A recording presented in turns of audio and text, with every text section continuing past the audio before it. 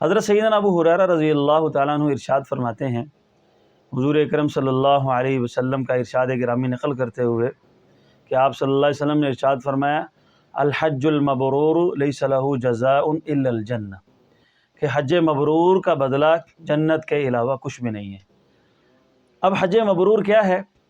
حج مبرور کے متعلق لکھا یہ جاتا ہے، جو اس کی وضاحت کے اندر علماء کرام لکھتے ہیں کہ حج مبرور کہتے ہیں کہ وہ حج کہ جو اللہ رب العزت کے ہاں مقبول ہو، اور اسی طرح پر حج مبرور کہتے ہیں کہ وہ حج کہ جس میں ریا، دکھلاوا اور ہر طرح کی شہرت سے وہ پاک اور صاف ہوں، اور حج مبرور کہتے ہیں کہ وہ حج کہ جس کے کرنے کے بعد آدمی گناہوں سے بچنے کا اہتمام کرے اور نیکی کی طرف رغبت اس کی بڑھ جائے، نیکی کی طرف اس کی دلچسپی بڑھ جائے۔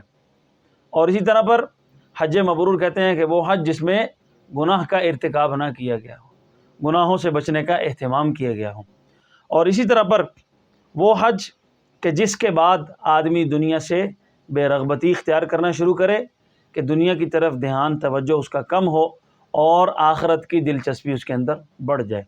یہ ہے حج مبرور کے متعلق کچھ باتیں جو اس کی وضاحت میں لکھی جاتی ہیں اور بتائی جاتی ہیں۔ علماء کرام اس کی وضاحت یہ فرماتے ہیں۔ حج کے حوالے سے بہت سارے فضائل حضور صلی اللہ علیہ وسلم آپ نے ارشاد فرمائے۔ آپ نے ایک موقع پر ارشاد فرمایا، ترمذی شریف کی حدیث پاک ہے، آپ نے فرمایا کہ حج اور عمرے ان کو ایک ساتھ کیا کرو، اس کی برکت سے اللہ تعالی فقر اور گناہوں کو ایسے مٹا دیتے ہیں، ایسے ختم کر دیتے ہیں کہ جیسے بھٹی لوہے، سونے اور چاندی سے زنگ کو، میل کو ختم کرتی ہے، ایسے ہی حج اور عمرے کی کثرت کرنے والا اللہ تعالیٰ اس کے فقر کو بھی دور کرتے ہیں اور گناہوں سے بھی بالکل اس کو پاک اور صاف فرما دیتے ہیں۔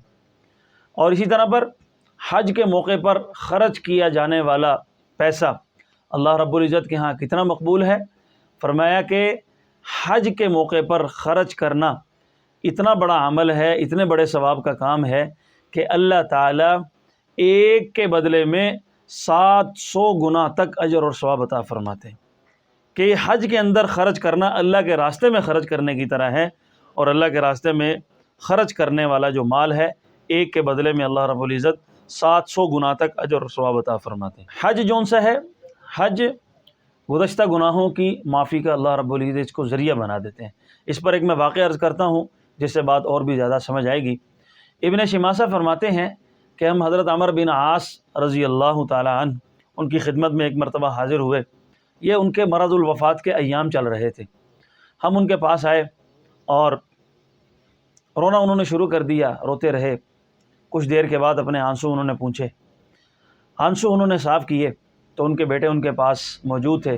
انہوں نے ان سے کچھ سوالات کیے، تو ان کے سوالات کے جواب میں حضرت عمر بن عاص رضی اللہ تعالیٰ عنہ نے فرمایا کہ جب اسلام لانے کے لیے اللہ تعالیٰ نے میرے دل کو منور کیا، نور ایمان سے منور کیا، تو حضور صلی اللہ علیہ وسلم کی خدمت اقدس میں حاضری ہوئی اور میں نے جا کر عرض کی، یا رسول اللہ اپنے دست اقدس کو پھیلائیں تاکہ میں بیعت کر سکوں۔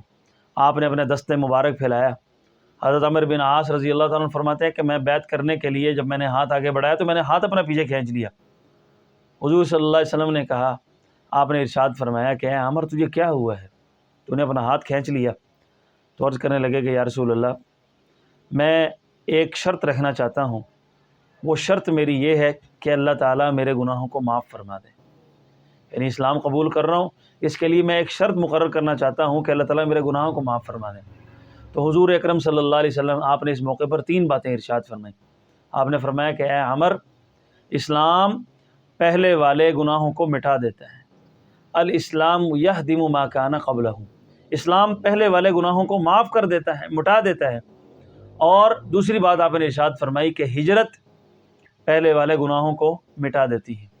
اور تیسرے نمبر پر آپ نے یہ ارشاد فرمایا کہ حج پہلے والے گناہوں کو معاف فرما دیتا ہے۔